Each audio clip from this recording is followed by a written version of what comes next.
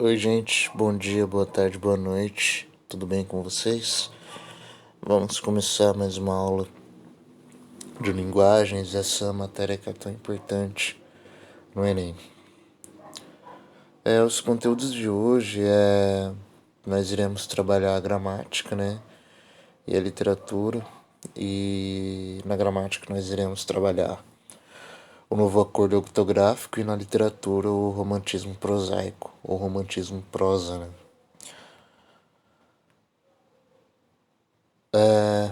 Em relação à gramática, né, dando aqui um panorama geral sobre o novo acordo ortográfico, nós temos que o novo acordo ele foi assinado em 1990 pela Comunidade de Países da Língua Portuguesa, de países falantes, né, da língua portuguesa, entrado em vigor em 2006 pela primeira vez e tornado obrigatório no Brasil apenas em 2016.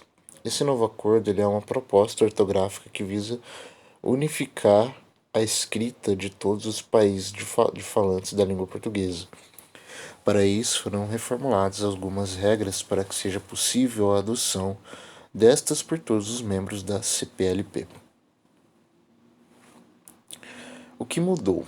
Então vamos lá. Antes do acordo, tínhamos 23 letras em nosso alfabeto e agora contamos com o acréscimo das letras K, W e Y, totalizando 26 letras no alfabeto do português brasileiro. Essa mudança ocorreu com a intenção de deixar as coisas mais organizadas. Ou seja, em nossa língua, temos nomes próprios e algumas abreviaturas que fazem uso dessas letras, como quilômetros, Yasmin, Wilson, Valquíria, Kleber. Pensando nisso, o acordo procurou tornar oficiais essas letras, já que eram utilizadas pelos falantes do português. Ou seja, elas estavam muito presentes na nossa língua para serem ignoradas. Além disso, o trema continua apenas em palavras estrangeiras, né? Por exemplo, o Miller, que é um sobrenome alemão. Além disso, nós temos o acento diferencial, que desaparece em palavras homófonas, mas permanece para diferenciar o singular do plural. Ou seja, antes nós tínhamos o pôr do sol e o pôr verbo, que caracterizava o pôr do sol, e o por preposição. Antes ambos eram diferenciados por acento. O por verbo tinha acento e o por preposição não tinha. Hoje não mais.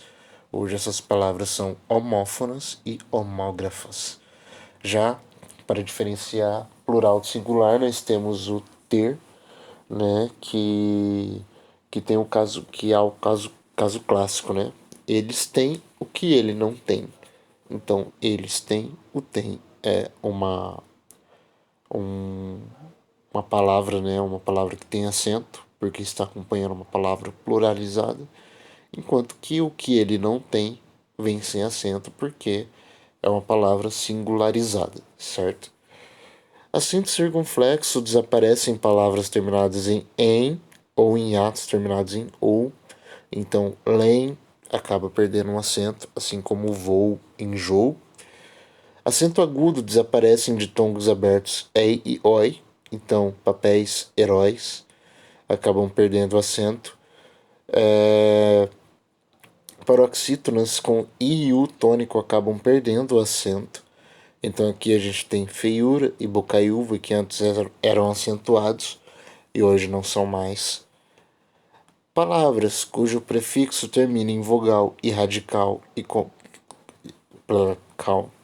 Palavras cujo prefixo termina em vogal e o radical começa com R ou S perdem um hífen. Então aqui a gente tinha o neorrealismo. Então aqui o prefixo neo terminava em vogal e o realismo radical termina, né? Começa com um R, né? Então aqui a gente vai ter a perda do hífen e a repetição do R, né? Então neorrealismo com dois R's. Ultrassom, a mesma coisa, que a gente vai ter a supressão do Y e a repetição do S.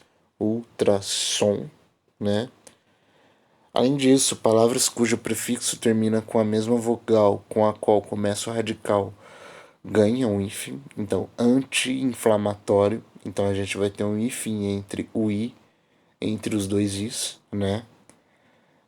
Palavras em que o prefixo consiste em re e o radical começa com e perdem um hífen. Então, como assim? Reeditar, reempregar. Então, viram reeditar e reempregar sem hífen, né? E palavras em que o prefixo consiste em co perdem o hífen. Se o radical começar com H, ele é suprimido. Então, coabitar. Coabitar antes tinha hífen, agora não mais. E aí, como habitar tem H, ele acaba perdendo o hífen. Então vai ficar C-O-A. Entenderam? Entenderam? Coabitar. Então, vamos para o próximo. Literatura. A literatura, ela é uma... A literatura de hoje nós vamos falar um pouco, né, sobre o romantismo prosaico.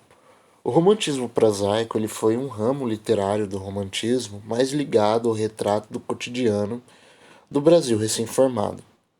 Voltado para a classe média, as obras desse período buscavam expressar a visão de mundo desse segmento social, tanto no ambiente urbano quanto no rural.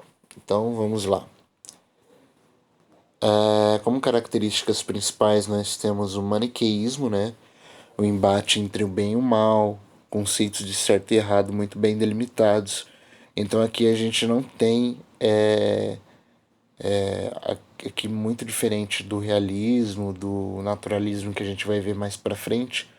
Aqui a gente não tem debates, aqui a gente não tem análises, né, discussões muito aprofundadas sobre sobre o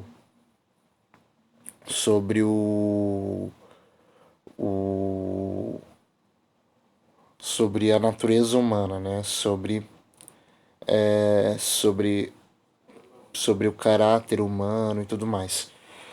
Aqui a gente vai ter tudo muito preto no branco. Então aqui a gente vai ter o bem e o mal muito bem delimitados. Além disso, a gente vai ter o final feliz, né? E a redenção. Aqui não importa o quanto de obstáculo, né? O protagonista teve em sua jornada. Aqui ele vai ter um final feliz, ele vai ter a sua redenção. E na maioria das vezes o amor ele vai aparecer como redenção, como meio de redenção. Além disso, a gente vai ter a linguagem metafórica, né? A linguagem metafórica ela vai se definir, ela vai se expressar como um ambiente que aparecem como extensão dos sentimentos do narrador, né? Então a gente vai ter essa comparação implícita, né, o tempo todo. Aqui a gente vai ter personagens planos. Essa característica ela é meio que uma consequência do maniqueísmo, né? Então a gente não vai ter personagens profundos, personagens com histórias aprofundadas, personagens com motivações complexas, nada disso. A gente vai ter um personagem que é bom porque é bom, ou um personagem que é mal porque é mal, né? Então são personagens que a gente chama de planos, que não tem muita profundidade, são personagens rasos. E aqui a gente vai ter uma narrativa flutuante. Como assim? Aqui a gente vai ter uma narrativa muito, muito, muito alternante, né? Entre passado e presente. Então aqui a gente vai ter o passado, depois o presente, depois o passado de novo, depois o presente. Isso é uma característica muito recorrente, né? E isso é até um ponto que acaba aproximando, né, o romantismo do realismo. Aí aqui eu trouxe algumas divisões, né? Eu trouxe, na verdade, algumas divisões da literatura prosaica. A primeira divisão delas são os romances urbanos. Esses romances eles retratam a vida na corte, ou seja, tem como assuntos as intrigas, os costumes, a expressão do amor idealizado que definia a classe média da época. Então vai ser muito um romance alienado, né? Um romance alienado, um romance que não vai ter muitas camadas, que vai retratar basicamente o estilo de vida urbano. Aqui ele vai beber muito da fonte francesa, né? Como a burguesia francesa vivia e tudo mais. E o Brasil, o romantismo prosaico brasileiro vai beber um pouco dessa característica. E aí a gente vai ter a Moreninha, né, do Joaquim Manuel de Macedo, Lucila e Senhora, que são obras do José de Alencar.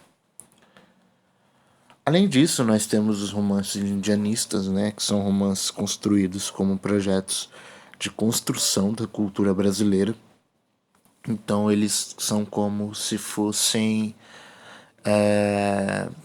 como que eu posso dizer, extensões prosaicas, né, da primeira fase do romantismo, porque são romances que possuem um viés muito mais cultural, muito mais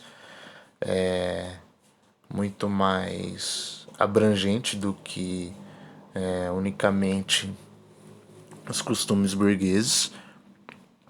E aqui nós teremos uma mesclagem, né, de revisionismo histórico com adaptação de conceitos literários estrangeiros e o retrato do indígena como protagonista com traços medievais. Então aqui a gente vai ter, né, a gente vai procurar retratar, né, geralmente algum algum evento histórico e tudo mais, e com base nisso nós vamos adaptar alguns conceitos literários estrangeiros, como por exemplo o medievalismo, né, a essas histórias.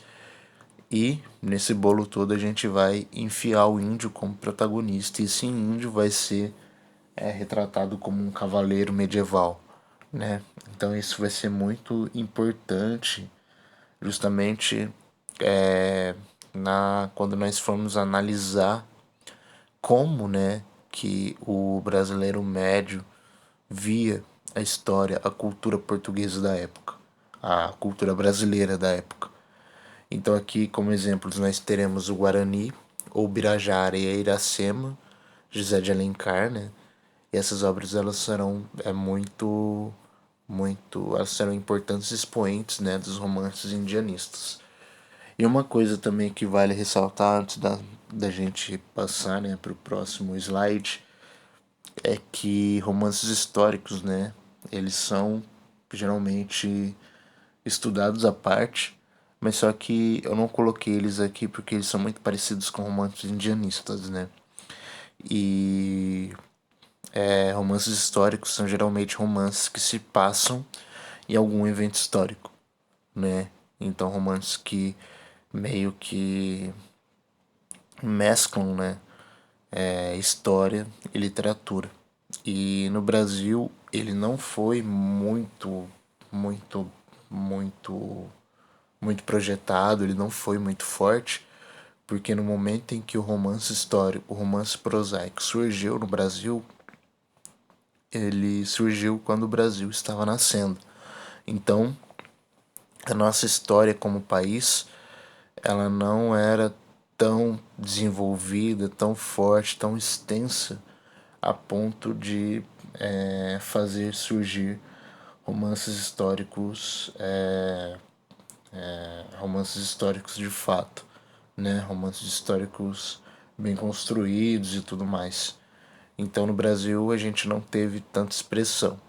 Mas o Guarani, o Birajara e Iracema, eles podem ser retratados como romances históricos porque eles retratam a história, né? Algum evento histórico, não propriamente brasileiro, mas eles retratam, né, justamente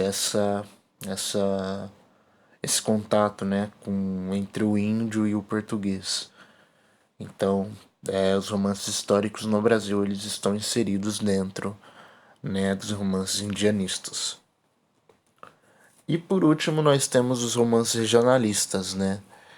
Eles são romances de interior, basicamente. Então é um romance mais originalmente brasileiro, se visto sob o ponto de vista de influências, pois não sofreu tantos influxos estrangeiros. Suas narrativas são mais voltadas ao meio rural e retratam algumas peculiaridades regionais. Exemplo, Escrava Isaura, de Bernardo de Guimarães, O Gaúcho, Tio e Diva, os três de José de Alencar. Então são narrativas que se passam mais no interior do Brasil e elas estão geralmente inseridas dentro de uma região específica, né?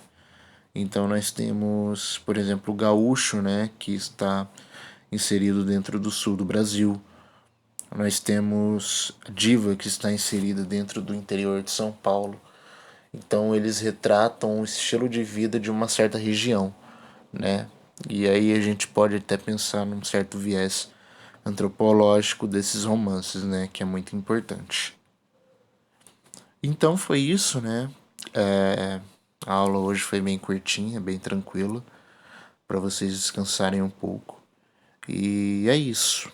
Muito obrigado pela atenção de vocês, obrigado aí pelo apoio e qualquer coisa, só me chamar. Abraço.